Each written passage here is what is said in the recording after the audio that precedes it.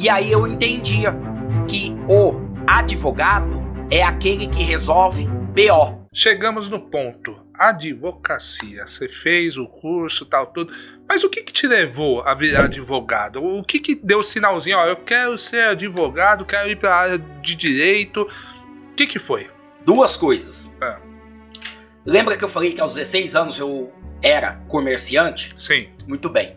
Eu comprava o jornal, o Estadão, no domingo.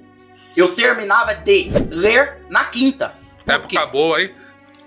Lembra uma Bíblia. Uma Bíblia. Vinha vários cadernos. Então eu lia caderno de economia, política, esporte. Eu lia todo aquele catatal que vinha no domingo. Tá. Eu terminava de ler na quinta-feira. Por gostar de ler, eu lia diversas entrevistas e eu via como os advogados conseguiam concatenar o seu juízo, conseguia construir um racional, algo que muitas pessoas tinham dificuldade para poder explicitar. Você diz os colunistas, que eram advogados, ou... Tudo, em geral, você de tem uma forma geral. Eu estou dizendo de uma forma bastante panorâmica, porque veja, o camarada bacharel em direito, ele pode ir para o campo da política, ele pode ser um gestor privado, sim, ele pode ser um investidor. Sim. Então, o campo é muito amplo. Segundo ponto, ainda na adolescência, todas as vezes que eu via duas pessoas discutindo, eu intervia. De que forma? Apaziguando. Hoje, técnico do direito que sou, eu entendi que tem nome essa bagaça. Conciliação, ou seja, eu era um conciliador e não sabia. Já tinha isso. Mediação, eu era um mediador e não sabia. Arbitragem, eu arbitrava ali uma disputa.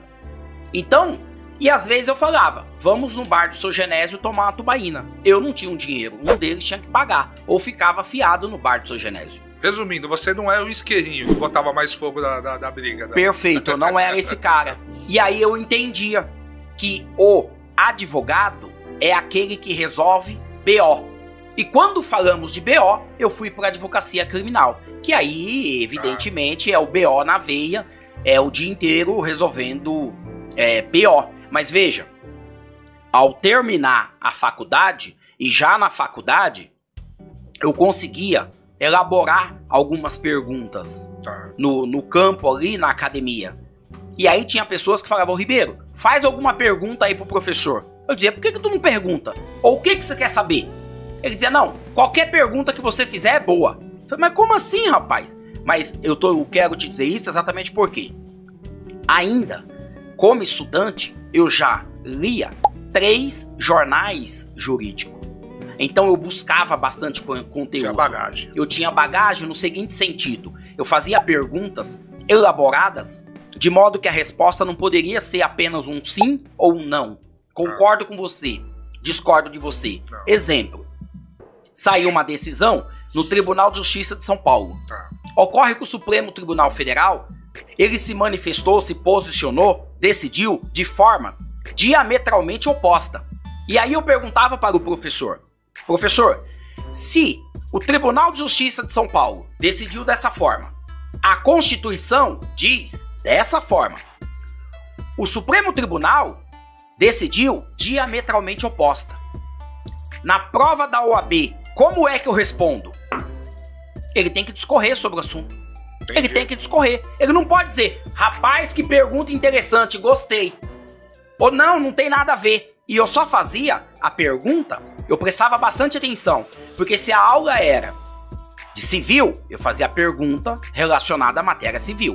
É penal, relacionada à matéria penal.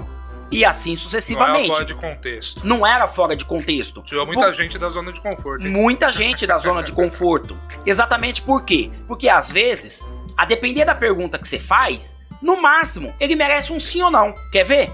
Se eu te perguntar agora, Roger, você tá bem? Tô. Não. Ou não. Entende ou não? Sim, Percebe entendi. que é binária a resposta, um sim ou não? Ou não, não Se eu perguntar pra você, escuta, da última vez, você me falou que você tava com tendinite, rinite, não importa. Hoje, como é que você está se sentindo? Você Já vai ter muda que tudo. discorrer um pouquinho. Sim. Ora, eu fiz um tratamento, por conta desse tratamento, eu melhorei. Perfeito. Quando eu trago isso para a advocacia, todo esse racional, veja, eu deixei de ser educador, mas eu já tinha construído não vou dizer propriamente um pé de meia financeiro. Tá. Eu apenas organizei a minha vida financeira, porque eu tinha muita dívida, então eu falei, se eu deixar de ter dívida, eu já sou um vencedor. Tá. Eu deixei de ter dívida, deixei o trabalho público, deixei a educação, e aí comecei na advocacia. Os 2 primeiros anos, eu não montei uma estrutura física, ou seja, eu não tinha receita, então eu não criei despesa. Sim. Veja que é uma regrinha muito básica da administração. Só cria despesa se você tiver receita. Sim. Do contrário, você vai quebrar, Exatamente. tá? Muito bem. Ou então, A não ser que você tenha um projeto Um muito bom um e faça um caixa. financiamento, É. alguma coisa do tipo, e tenha um planejamento. uma startup. Isso. Então, uma startup que às vezes vai queimar dinheiro, mas aí ele tem investidor. Sim. De qualquer forma, ele tem receita. Então, os primeiros 2 anos na advocacia, eu participava, trabalhava, atendia em cowork. Passados 2 anos, eu aluguei uma sala em São Miguel Paulista, bem no centro, de 14 metros quadrados. Só cabia 2 mesas. Por onde eu visitei nada você, mais. não, né? Uma vez, ó. Aquela já era a segunda. Já é a segunda, tá. Meu segundo endereço. Ah, não, porque Naquela, ali é a maior. eu já tinha prosperado. Porque passados 2 anos, Sim. veja, os primeiros 2 anos, eu não tinha uma estrutura física. Passados 2 anos, eu montei um escritório de 14 metros quadrados. Perfeito. Passados 2 anos, eu fui para uma estrutura de 50 metros quadrados, que é onde você foi, um espaço mais abrangente. Passados 2 anos, eu saí de São Miguel Paulista e me estabeleci no Tatuapé. Olha, para quem não sabe, o bairro do Tatuapé é uma região muito mais nobre, sofisticada, comparado a toda a região da Zona Leste.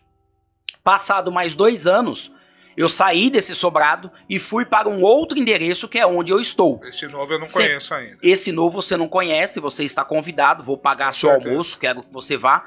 E veja, sempre evoluindo, sempre prosperando. O que eu gostei Agora, foi da meta dos 2 anos, porque é tudo 2 anos, 2 anos. Sim. Isso é uma coisa programada? Sua, programada, já, no seu planejada. mental, já do planejamento? Porque eu faço um contrato. Veja, eu entro no estabelecimento, eu faço um contrato de locação de 2 anos. Ah, tá. Perfeito. Então, passado 2 anos, aquele contrato vence. De modo que eu não preciso fazer a quebra.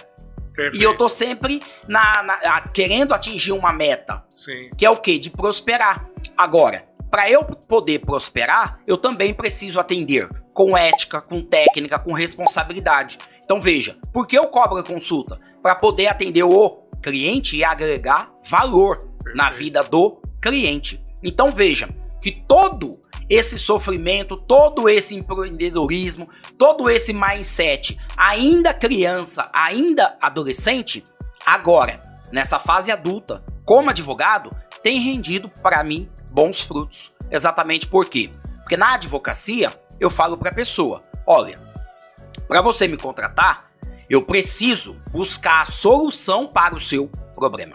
Então veja que aqui, eu como advogado, eu não vendo causa-ganha.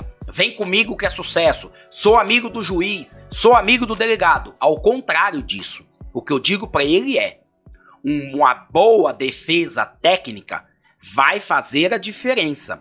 Sim. O que é que eu te prometo? Comprometimento, combatividade, dedicação, não perder o prazo, manejar todos os recursos que forem adequados. Exatamente por quê? Porque se eu não prometo causa-ganha e o cliente for condenado, vai estar tudo bem.